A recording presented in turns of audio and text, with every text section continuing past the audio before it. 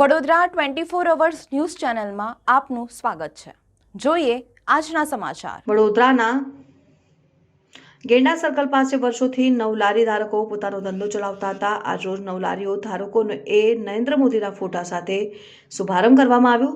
સવારે તમામ લારી ધારકોએ નરેન્દ્ર મોદી સાહેબના બેનર લગાવીને શ્રીફળ વધેરીને ફૂલહાર ચડાવીને ધંધા રોજગાર પુનઃ શરૂઆત કરી।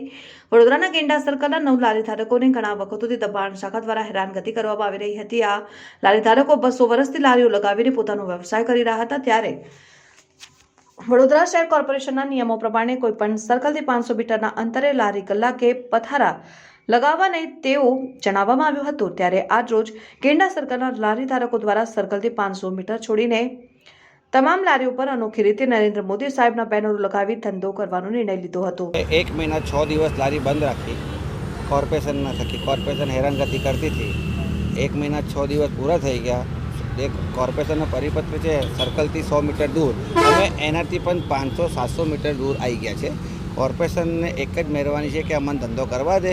અમે બહુ ત્રાહી થઈ ગયા છે અને હવે તો કંઈ વિચાર નથી આવતો। રાત્રે 2 વાગે પણ ઊંઘ ઉઠી જાય છે, 3 વાગે પણ અમે ઊભા થઈ જઈએ કે અમારું કાલે શું થશે। આજે અમે હિંમત કરીને શ્રી નરેન્દ્ર મોદી સાહેબનો ફોટો લગાવીને ધંધો કરી રહ્યા છીએ। કેટલી લારીઓ છે? અમારી 9 જ છે સાહેબ।